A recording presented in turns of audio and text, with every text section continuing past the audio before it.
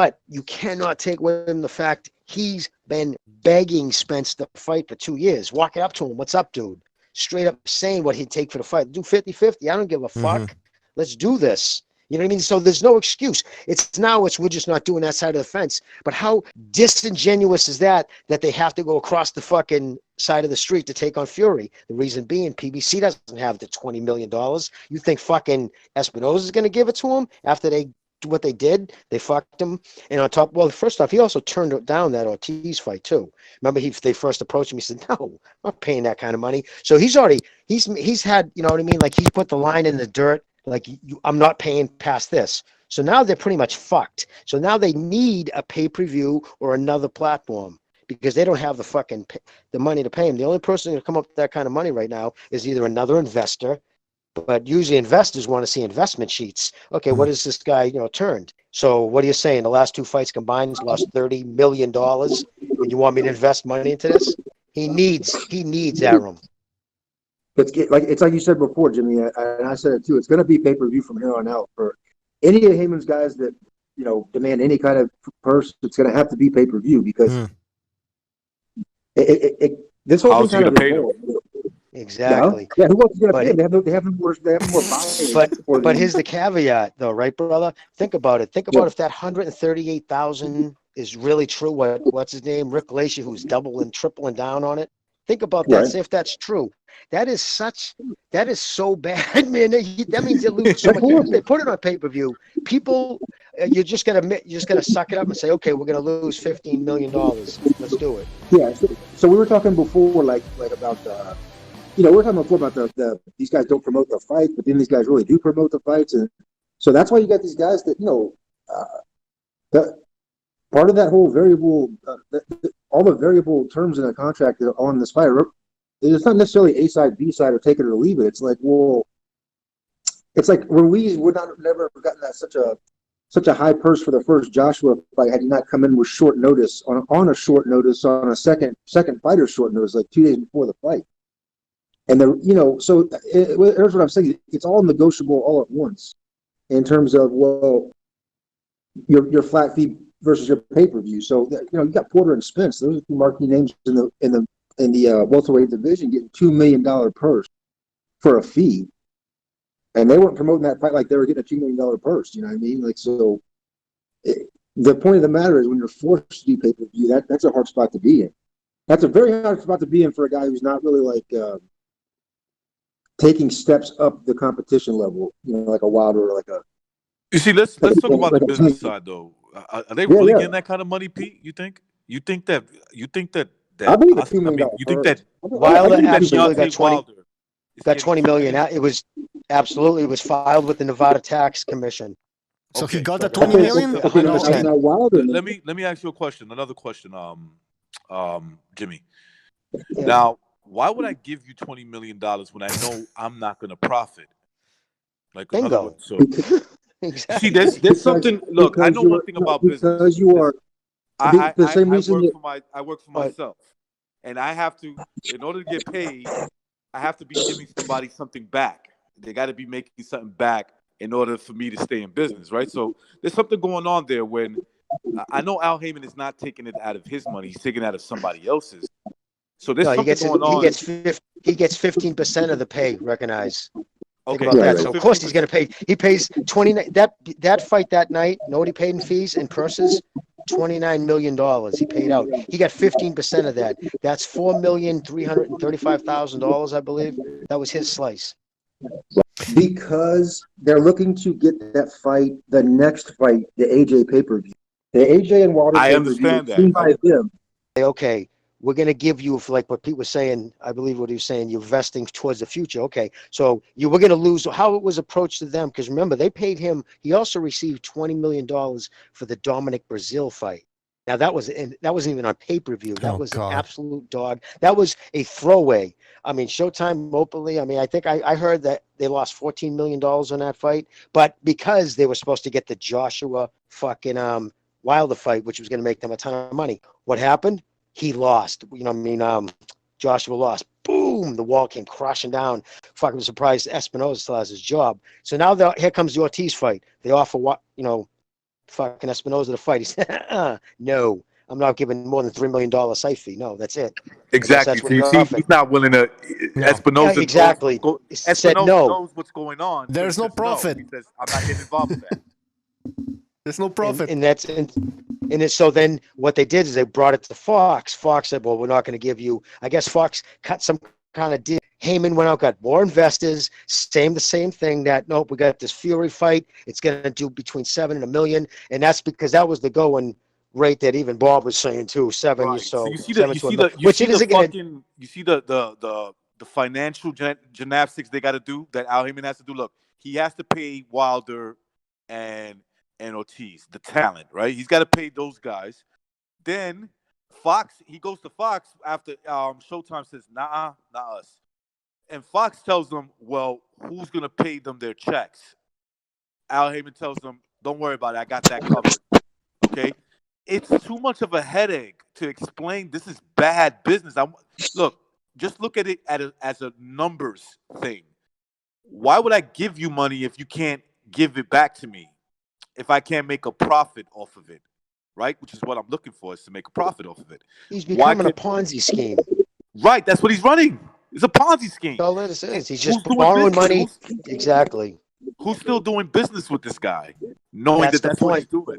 Well, he's got Heyman Boxing LLC is in court right now. It's still being sued in federal court in Kansas City for, they owe them, for fiduciary problems, all kinds of shit. So they want their money. They're not just going to let him walk away with that $500 million. But he got Fox to buy in that $50 million. But mind you, that's the reason why he needed that huge investment, because you couldn't just suddenly pay fighters and not have a return. It all fell apart when he didn't put everybody else out of business. That was the game plan. Even fucking what's his name? The announcer on Showtime doesn't even deny it. He just bought up all the TV rights slots that in 2015 and halfway through 2016 he put just anybody fights. Remember how horrible they were? But he was complaining. But all he was trying to do, he didn't think anybody would be able to survive it. He thought everybody would fold under, and they would get rid of the sanctioned bodies. He would have PVC belts, and boxing was going to become UFC Al Heyman style. But once that fucking fell to the wayside, he needed Showtime and Fox to fucking live off their budgets. But now here's the problem. He pissed off fucking Showtime bad. Those days of big money coming from them after getting screwed. First off, if I believe if Espinoza was to lose that kind of money again, he'd lose his job. And he just got a promotion now. He's producing inside the NFL and other shit too. So I doubt he's going to want to lose his gig. So eventually it's a house of cards. You just keep borrowing money. Eventually when you can only produce so many financial failures, where you get to the point where all right, I'm sorry to backtrack, but Triple G Jacobs, prime example, first 2 years in business, he wouldn't take on any, he wouldn't step out of the promotion. Everything was in-house. They all sucked. Jacobs had to fucking threaten to quit, saying, I'm getting the fuck out of here. I'm not making any money. So that was the first time. And then when he said, okay, I want to make it, the reason why, like Tom Laughlin tells everybody, hey, they had no money. They had no money to pay for any of the shit that you need money to put up front. So they needed Triple G to be able to pay Jacobs that kind of money, because Jacobs said, I wanted X amount of dollars. So it's all been, and see why fighters, once they usually get to a certain status, Jacobs, Khan even left, all these fighters, once they started making big money, bolted. Another thing, Ego tweeted about it. It's very important. All the young prospects we're talking about who are now champs, Teofimo Lopez, Devin Haney, Virgil Ortiz, anybody young, up-and-coming guys, I think I'm missing a couple. None of them are signing with Al Heyman. Why would you? Because it's out there. Because it's out. You know what it is? It takes a while. It takes a couple of years. It's out there that he's running a scam. So why, if I'm a professional fighter who's got a lot of talent and a lot of people are looking at me and saying, kid, if you sign with me, we could take this the right way, and you look at Al Heyman, you're like, no, I'm not going to promote you the right way. What I'm going to do is ask for a certain amount of money, and I'm going to tell people who you are, and that in the future you could be worth a big payday because you have the right rival, right? And that's what we're going to invest. Why, as a young man, would I want to take that? If I have a son, he wants to box, why would I say, yeah, this sounds like a great deal? You go to the guy who's like, look, we're going to build him a profile, and then every fight after that, at a certain point, he's going to start making X amount of money because he's actually earning that kind of money. Okay? Deserved money. But here's the thing, though. This is what people are going to start saying. If Al Heyman is so bad, and if all this is a scam, whatever, how come fighters are not complaining? They can't. They cannot. Okay. They can't speak against him. Okay? But what does it tell you when Danny Jacobs leaves Al Heyman is when he starts making his big money? What does that tell you? And it's in their contract too that they can't talk shit about him, right? Originally, wasn't he like entertaining the idea of going with Al Heyman? Well, Mayweather, he actually was training out of his gym for almost 2 years. Okay, was it? But in the end, he said, "Fuck that," right? Like he didn't say it publicly, but he said, "I'm going where the real money's at, the zone." Right? And the real Mayweather is PBC for the most part. Right. So he chose the zone. So of course he did, exactly. And he was right in that gym. He saw it firsthand. He saw he saw that Mayweather wasn't promoting their fighters.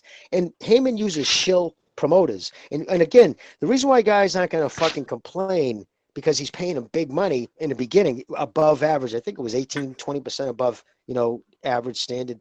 But after that, it's still good money. He pays them like he gave Luis Collazo $2.5 million. Think about that. Exactly. Because you know why? It's not out of gracious of his heart. He gets 15% of that. Too. Of course, man. Hey, they're getting paid, though. So, they're getting paid. And it's not his money. That's right.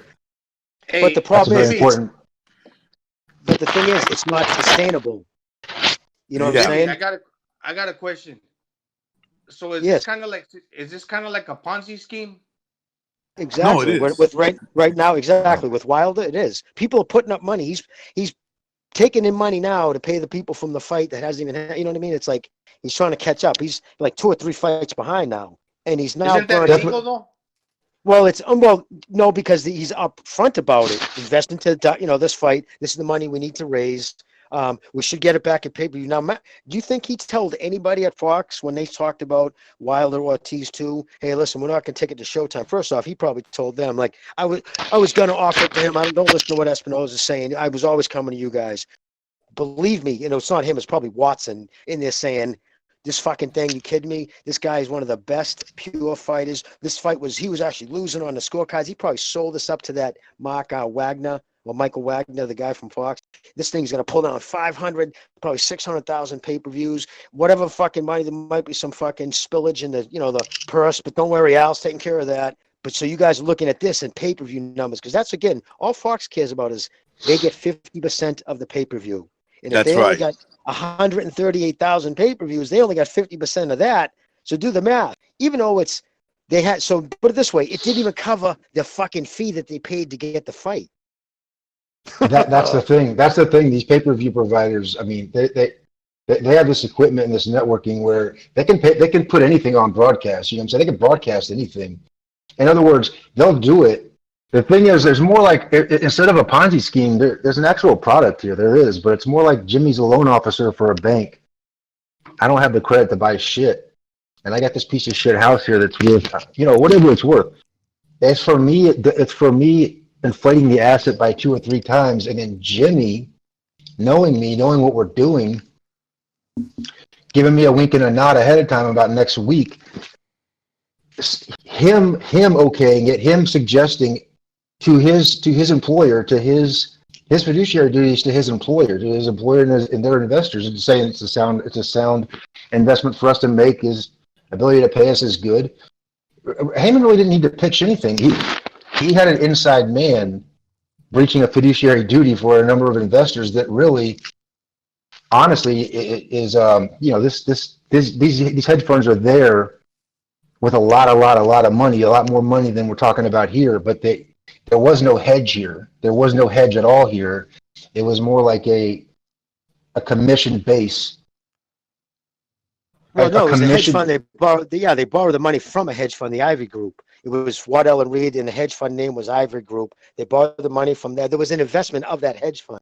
Right, so I'm saying, but there was no hedge. There was no hedge against loss. In other words, there was no angle here except for an improper one. Like, in other words, it all started with Heyman's guy on the inside at Waddell going out and shopping that product to a VC or a hedge fund with not only just like, hey, Heyman's a great guy, he knows boxing. Hey, listen, we here at Waddell and Reed know investments. You know what I'm saying?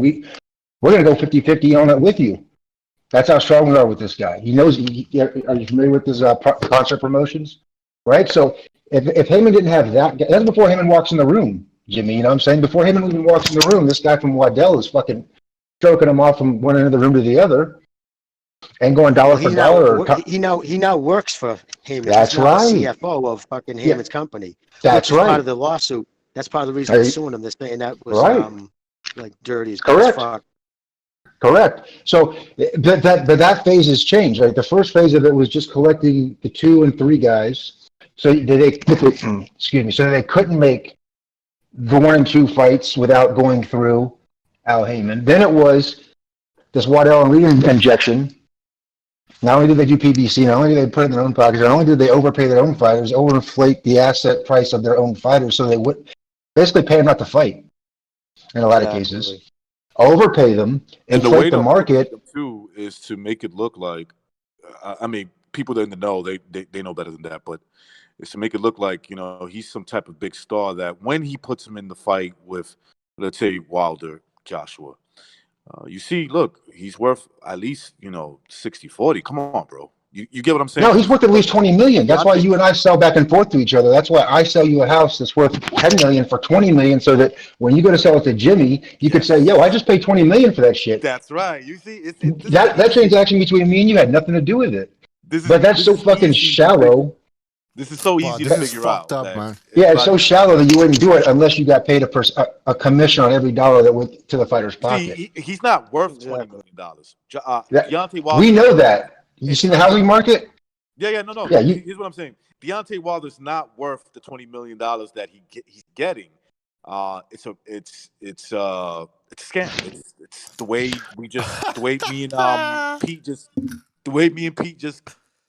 Pete just explained it, right? Hey, I bought that. He's worth like Matrix said. He's worth what he's worth, right? But it can't be inflated by his manager, and also you have to take into consideration that. And I'm being serious about it. This fucking weasel, what's his name, Espinosa? Yeah. Okay. How do I say it? Like, he's a weasel. Triple G's first fight. Any of these fighters that signed this multi-fight deal, right, with DAZN? Yeah. Their first fight's not worth anywhere near what their per fight agreement breaks down to. It never is. It's never worth. Sorry. It's always some. It's always just an introduction fight, you know what I'm saying? It's always just like a walkthrough. Yeah. I don't know if we've gotten used to it by now, you know? So, of course, they're going to overpay him for that first fight because they're getting the last fight. You know, they think that they're getting a value in the last fight. Espinosa's going to pay him $20 million because he does not want to go any fights with Deontay Wilder where he's not either on Showtime pay-per-view or using Showtime pay-per-views offered to extract more money out of somebody else. Yeah. He doesn't want to be out of the Wilder mix. So yeah, it's not his money either, Matrix. It's not his fucking money. It's not spending on anything else. Yeah. Yeah, they're not spending on anything else. But Espinosa will be his job. He could lose his job though. That's like they were pissed. I mean, just like the Waddell guy. Yeah, just like the Waddell guy. Well, that's why he bolted and went work with the PBC. But I don't think he's going to see. I don't think Showtime's going to be around much longer. 90 seconds. I have a gut feeling. I mean, at the end of the day, you know, like at the end of the day, Jimmy, like the Showtime's going to give Espinosa his budget every year for boxing based upon the 12 years that he's been. I don't know how long he's been there. You guys know better than me. How long has he been there? About that. No, he came over from, wasn't it at HBO back in the early part of this decade? I believe he was at HBO for a while. Yeah, I mean, he's been with Showtime since I remember, right? Exactly. Why aren't there any big, good PBC fights now? It hasn't been for a while. It's for that reason. He's right now sitting. Imagine this is his promotional plan right now for the PBC. I have to wait for Fox's and not for PBC budget. Because remember, Fox already paid. That was a one-time deal, $50 million for the next 3 years. There's no more infusion of blood from money from coming in from Fox, other than like their service and pay-per-view. But that's again. But For how many more pay-per-views are Fox going to do when if the site fee costs more than what they take in on a pay-per-view before they say no more pay-per-views? They're not signed. There's no contract with PBC saying we're going to let you do, you know what I mean, in advance type of shit. So it's like they're doing it. It'll be ear by ear, you know, pay-per-view by pay-per-view. This last which it pay-per-view, is. they paid, but they paid the BBC more money than they took in on the pay-per-view. So that lost Fox money. Fox doesn't usually lose money on programs, and if they do, they're not going to do it often because it's not like they care about boxing. They care about the correct. Yeah, you're correct. So that last thing you said, walk me through that. Would you say now that CBS paid? Yeah, CBS took a loss on that last Wilder Brazil fight. And CBS, who? No. Is that what you said? I'm sorry. Repeat the last thing you said about taking they lost money. They paid out more money than they took in. All right, Fox had to pay when Showtime turned down they first offered Wilder Ortiz to Showtime. Showtime would have done the pay-per-view. Ortiz, they would have got 50%. But you have to put up X amount of money in the beginning to buy the fight. Right. The site, they get a small site fee from the Vegas casino, and then they get what's called the rights fees. So Heyman would have charged, I think they offered the rights fee for, I believe there was in Forbes magazine for $10 million to Showtime. Showtime said no. So they turned it down. So there's no way. I'm almost positive Fox wouldn't have paid $10 million for a fucking rights fee. They probably paid $3-4 million. I wouldn't doubt that. This is the broadcaster down the line later. That's Fox. That's just Fox by themselves. So if they paid $3 or $4 million, right? Now who gets that $3-4 million? That fee, that rights fee for the PBC. That's split between the PBC. And then who's that? That's pretty much just Heyman. So he gets that, the site, you know what I mean, the rights fee plus the fighters cuts. But now here's the caveat. Now, so here's the check, Alan, for $4 million for the rights fee for this fight. Now we're going to sell the pay-per-view. We're going to sit back and collect 50% of all the pay-per-views sold. If they only sold 138,000, that means their check to the fucking right was bigger than the fucking pay-per-view. And what I'm saying is there's not going to be any more pay-per-views down the line if that continues to happen. Fox isn't going to continue to, you know what I mean, hand you a check for X amount of millions and get back a check with pennies on the dollar. They're starting to lose money is what I'm saying. And this last fight cost Fox money. It cost Al Heyman money. It was a dog. Okay, yeah. So like if you look at what's happening, right, and this is only something I've just paid attention to. So I fucking move on and shut up about it if you want. But what I noticed with Heyman is that he's promoting from the bottom. Just like he's double dipping from the bottom as manager and promoter, just like Don King was double dipping from the top, promoting his ass off, but also taking the manager cut as well, and all the inherent disservices to the boxer that come with that. But a couple things towards what you said, the fees at the end when you sum them all up, the site fee that comes in from any venue that wants that fight to be held in their arena, the licensing fee for broadcast for any Showtime or cable provider, or the pay-per-view agreement that they cut with a pay-per-view provider, and other rights fees for other countries that don't do pay-per-view that might get it for free because of timing. That really all goes to the promoter, not to the fighter or anybody else. So I think it's worse. I think Heyman's double dipping from the bottom, and that unless it's a Wilder Promotions and a Canelo Promotions and a fucking my cousin Steve Promotions, that if it's just a whatever Finkel's company, whatever these 2 or 3 puppet promoters that Heyman has, whatever their names are, unless the promotion with anybody but them, I think that just goes right to Heyman. He gives promoters a flat fee. That was said. Well, he rents their license, but I'm talking about the gross. I'm talking about shield promoters, like the people who actually promote the fight, the guys that you would show up, like Lou DiBella and those people. Just to sign the paperwork, right? They have no fucking say. They don't set price of tickets. They don't do anything. Right. They're just a shield. But at the same token, they get a flat fee, no matter if it sells 2,000 tickets or if it sells 23,000 tickets. That's why they've never had a sellout. Because if you're a promoter, why the fuck would you hustle, right? You know what I mean? Yeah, but where I'm saying is that's why I think Heyman's taking all of that revenue, not splitting any of it with the fighters. Yes, of now, course dude, he is. Of course he is. He's taking it okay, all. okay. So we agree on that. So we agree on that. Oh okay. no, yeah, dude, no, Pete. He takes the rights fees. He takes the site fees. He gets 15% of the person. He's able to do that by hiring shill promoters. He does that by swerving the Ali Act. They set the Ali Act so you couldn't have too many fingers and too many pies. Listen, Heyman is making bank. He doesn't give a fuck. It isn't his money he's losing. The one who's the biggest one who probably, well, obviously Wilder was at 20 million, but I'd be shocked if Heyman didn't walk away with at least $8 million from that fight. And everybody else around lost money. I think that, but I think also, Jimmy, the reason you're going to have only pay-per-views from here on out is because at first, Heyman's trying to extort these promoters like Aaron when he first came in the system. You saw that pushback, hardcore pushback, and Aaron still carries it today. He had Kathy Duba. Don't work with this guy Heyman. I'm telling you, get involved with this guy Heyman. It's not Heyman, it's Cabela. You fucking know what I'm talking about. Don't get down the road with this guy. It's like a union coming into a shop. That's the way that Bob Arum feels about it. It's like unionizing a fucking steel industry. These owners feel that this is. Go ahead. No, I was gonna say Bob Arum runs his mouth. Agree with you, right? Says some things. But to say certain things, like for Bob Arum to call him a cancer, especially Jewish people, you know what I mean? They're pretty, superstitious about shit like that. And he even talked about it. He said, listen, Al Heyman is a cancer.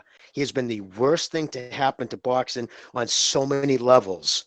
And you know what I mean? There's certain things like writers are told that they can't print because if they print it, obviously they'll never get anything from the PBC. And there's a lot of shit behind the scenes. So listen, he came in, he only gives a fuck in his thing, like, oh, he takes care of the fighters. Of course he does. These fans aren't smart enough to realize the reason why he's taking care of them, it's in his financial interest to fucking pay them more money.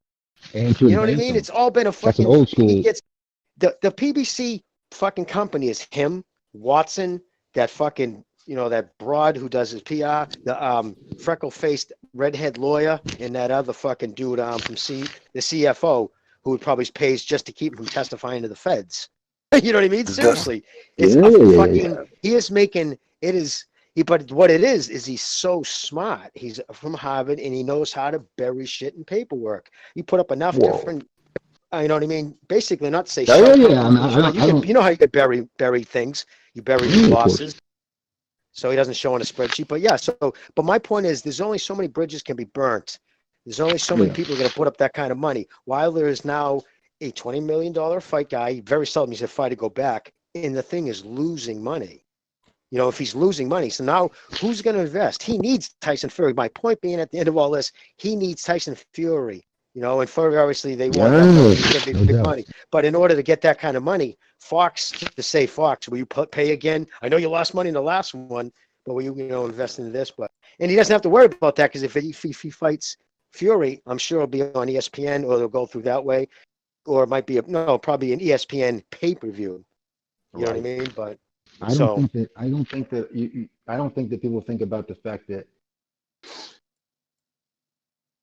if Deontay Wilder's worth nowhere near $20 million, right? And as Matrix says, I think he's right. And Steven Espinosa is standing there sweating like fucking pouring off his forehead down to the last second. In negotiation, you imagine negotiating a fight with Fox pay-per-view. You imagine being Fox, the new partner with the PBC, and having this fucking guy in the room until the goddamn day before we're getting ready to sign the fight.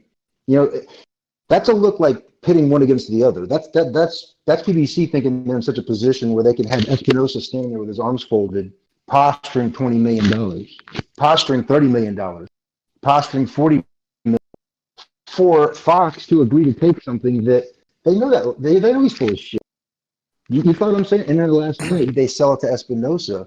What if Heyman took that Waddell Reed money and advanced Wilder $2 million? Well, excuse me. What if he advanced Wilder $20 million out of the Waddell Reed money for a signing bonus? What if he advanced him fucking $3 million and took $3 or $6 million for himself? And now it goes to Espinosa. It's not your fucking money anyway. Pay him the $20 million. I'll put a good word in for you for AJ Joshua. And then I can get my money back. I advanced him. I took what I money, but advanced it to him. He owes me. That's a loan to me. That's a loan from me. And before this thing winds up, I gotta get paid back, right? This guy's in the music business, so he's a live concert promoter. He was Bob Arum. He was Bob Arum for concerts. He dealt with road managers constantly, that had him over a fucking barrel. If he wanted to do something different, they can always pull the band off the stage. Fuck you, you got no show. I could do it at the 11th hour. I could pull him off the stage if I'm a good road manager. You know where Heyman made his bones in the music business? This is where Heyman was live brilliant. concert promotion. Well, what he did was he got involved in. He would make money on the fucking soft drinks. He was making money on tea. Like he was one of the first promoters to start tying all that in together and getting guys touring much bigger slices of the pie. So listen, he's a smart dude. I never say he's not smart. You know what I mean? I just don't think he ever had boxing's best interest in heart. I think he kicked around.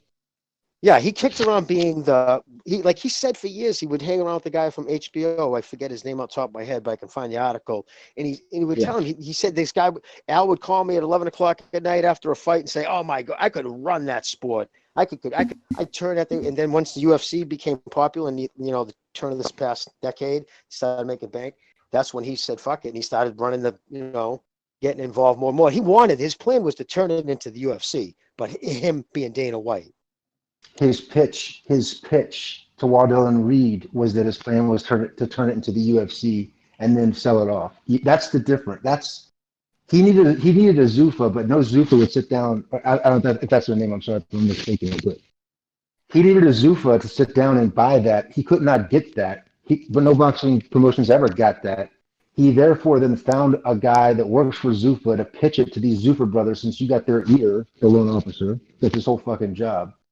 To rubber stamp an injection of capital into PBC and a re-injection to try to save this fucking thing, totaling $500 million. Once that dried up, it's phase 3 now, which is pay-per-views over here, and Bob happy to lock his ass out, as owners will do. So, going back though, one thing to remember going back though is that's exactly what you described. Is concert promoters did that forever. They just didn't give a piece to the fighter.